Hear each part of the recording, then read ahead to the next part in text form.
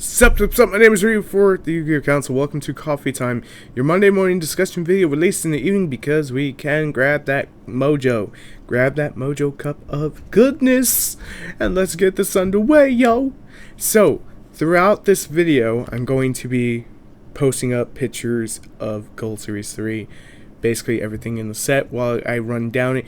And we're going to be talking about the fallout from this, because there will be a fallout if there's not one already that you can count. So all these are being confirmed by numerous sources. So pretty much this is everything from there. I didn't talk about it on Friday because I was so freaking swamped on a few other things, but that's not really important right now. So let's get into this. So these are what we have for Gold Series right now. Again, more will be probably coming if this is not everything.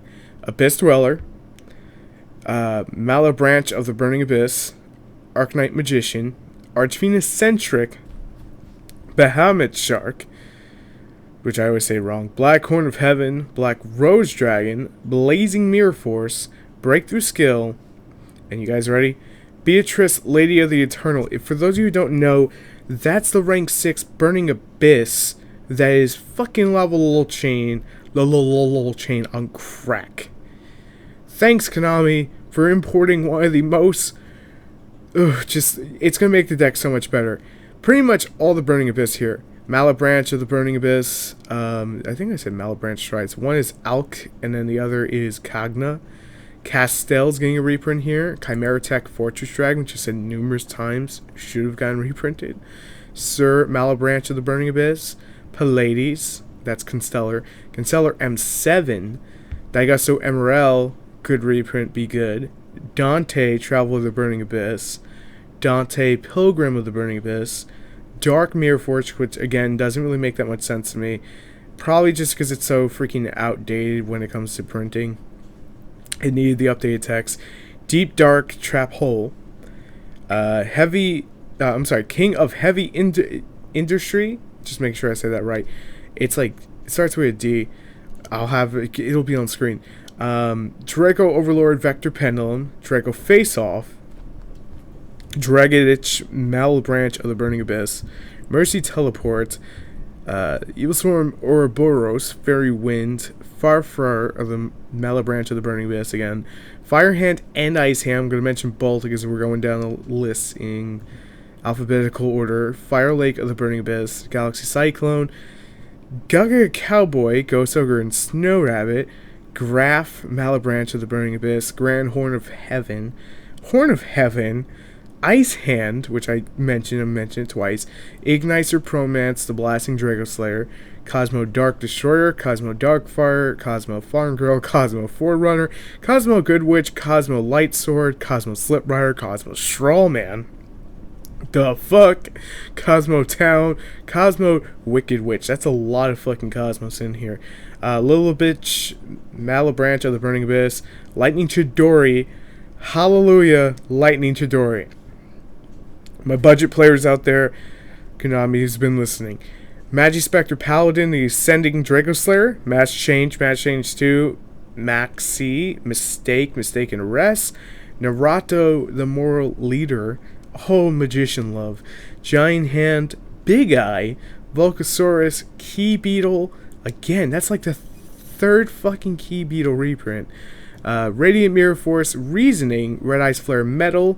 Konami, we need the stone because the stone's like $20 fucking right now. And if you could just reprint the stone in here, I think we all be happy.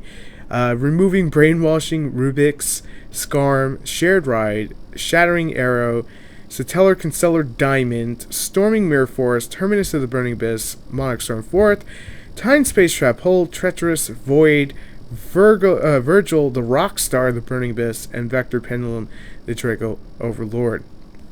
And there are some imports. I'm going to go over those real quick, which is Anganir. Oh, wait, I'm sorry. These are not all imports. Just keep that in mind in case some of these are already out. So, Angamar, the Fiend Monarch, Dark Advance, Harmony of the King's Soul, Junk Karibo, which is like Junk Karibo, Junk Changer, Monarch's Freezing Air, number 35, Ravenous Tarantula, That's the giant rank 12 spider, if I'm not mistaken. Number 37, Hope Weaver Dragon Spider Shark. Number 38, Hope Bringer Dragon Titanic Galaxy. And keep in mind, these are pretty much awaiting confirmation. Number 77, the Seven Sins. I believe that it's either that or the number 35 is the giant spider. Maybe, I'm not sure. I may be off. Number 84, Pain Gainer. Phantom Knights of Shade. Phantom Knights of Dark Gauntlet. Phantom Knights of Tomb Shield. Red Supremacy. Shining Hope Road. Stardust Charge Warrior, which has been confirmed, meaning that the rest of these should be, because it was in Konami's video. Trickster, King Moonstar, Tsukuyomi Slash, and Ultimate by Gashi, something like that. So, anyway, that's a lot of freaking reprints and a lot of prints of first time. So, there's a lot to be excited for when it comes to this. But, however, there's still a few things that Konami left for the secondary market. The Redstone for the Red Eyes Black Dragon, that needed to be reprinted. It's like $20 for one, and I'm not trying to offend anyone. The deck's not that good to justify it for being $20 a piece. It's just not. Secondly, I fucking Tamias Konami, show it some love. It needs that reprint faster than some of these shits did. Way faster. It's out of print. It's sitting at almost $50. So yeah, Konami went after the secondary market, guys, but they didn't kill it. Wing Raiders cards are still high in price. Not all of them, just some of them. You sell via Tamias, and you still got that goddamn leftovers. There's a couple leftovers out there. Like Dragosack is still about $20. Could have been reprinted here just to ease it down a little bit more for more rank 7 abuse. I believe Miss Valley Apex Avion's like $20. Konami, just drop everything down to $10. No, in all seriousness, the set's amazing. Honest to God, amazing. This is like competitive Yu-Gi-Oh heaven right now. It's a great time because Monarchs are cheap outside of like 2 cards, if you even choose to run those 2 cards. Imports are flying in faster than anything, but I did say, however, there is a fallout. If Konami's not careful when it comes to reprinting as extremely fast as they have been, then people will not want to buy new product because they will fear that it will get reprinted extremely quickly. Now, that's not to say that reprints shouldn't happen, that reprints should slow the hell down. It's just saying, in general, Konami shouldn't be biting more than they can chew. A lot of this shit is, I'm not calling it shit, a lot of it is overdue. But, I will say this again, certain cards like Eye of Tamias should have priority over other things because they've been out of print much longer. Arknight Magician is a great example. It's a card that has been out for a while, but has retained price around $20. Every stock market that I mention it, it's still like $20. Beatrice, Lady of the Eternal, if this set wasn't, I'm stuttering here, if this set wasn't sold for you yet, that one card will sell you the rest of the set. It breaks Burning Abyss to complete tier 1 status at the threshold of being the deck to beat, pretty much. I will go out and I will say it, I may be completely wrong, but I truly believe it. Fire and Ice Hand could have waited to get their reprints. It is overdue, but they're like $8 a piece, and it's not breaking tons of budgets, and are not commonly seen anymore. Morale Attack is something that could have fit in here. Artifact Sanctum could have fit in here. Those are decent cards that haven't gotten a second print. Dekko Seka is another card that could have gotten a great print.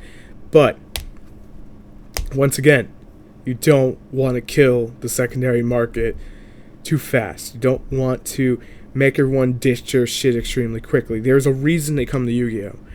And I'm not complaining because none of this affects me. I will be completely honest.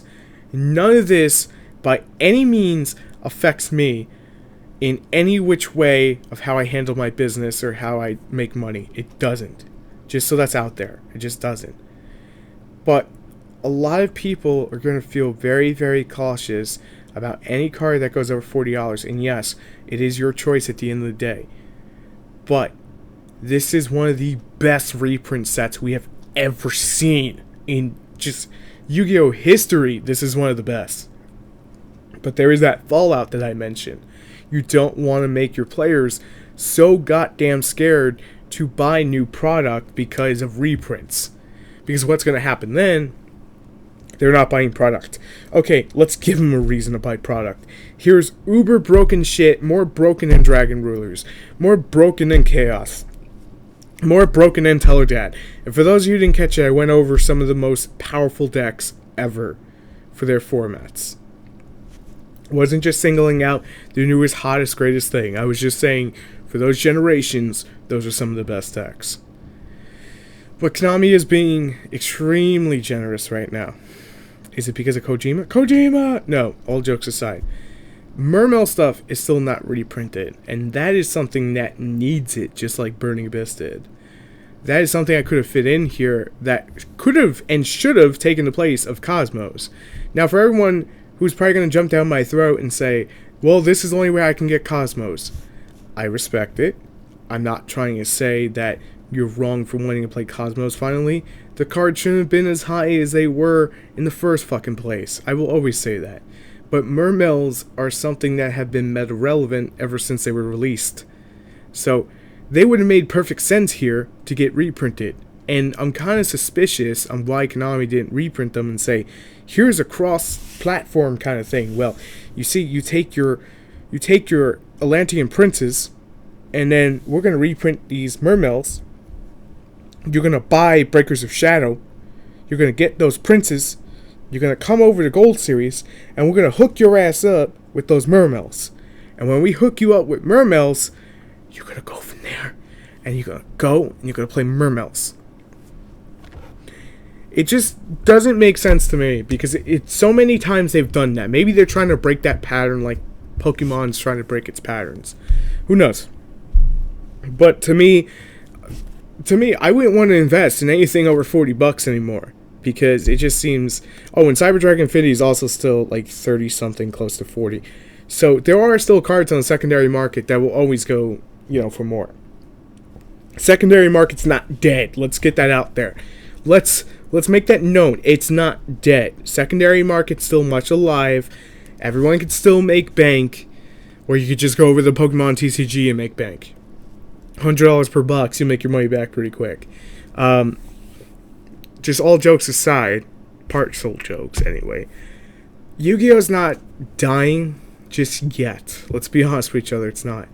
It's just Konami trying to figure out the best way to move forward with the game while giving us the reprints that we always ask for. Honestly, right now, I think they're kind of overdoing it just a little bit. And I know what you're going to say, but Ryu, it's Gold Series.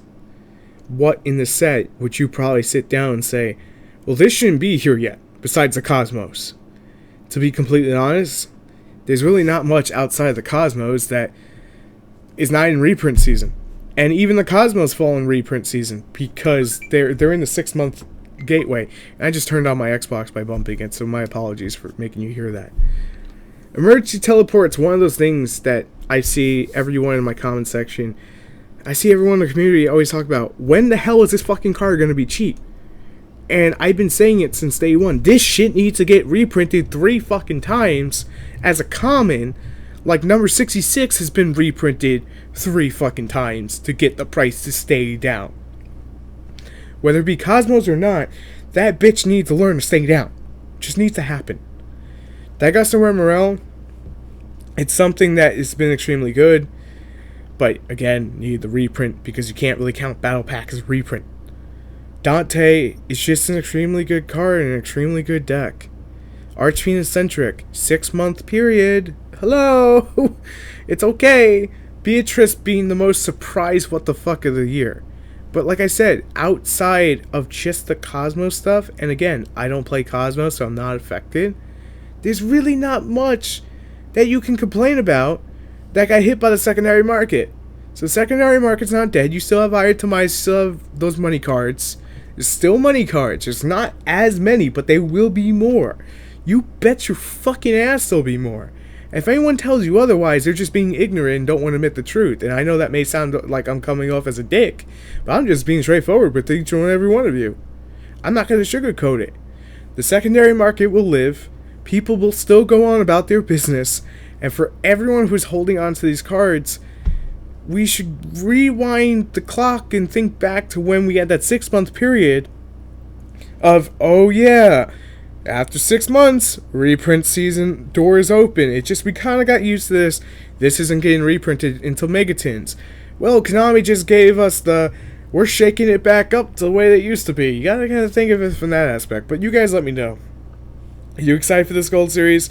What do you think about the fallout from it? Do you think that secondary market's going to be murdered from it? Do you think Konami's attacking the secondary market? And anyway, I'm going to go work on some other channel stuff just to get my mind off this so I can actually get back to some deck profiles too. So thank you guys so much for watching. If you enjoyed the content, make sure to subscribe for more. And I will see you tomorrow for Tech Tuesday. As always, I'm ready for the Yu-Gi-Oh! Council.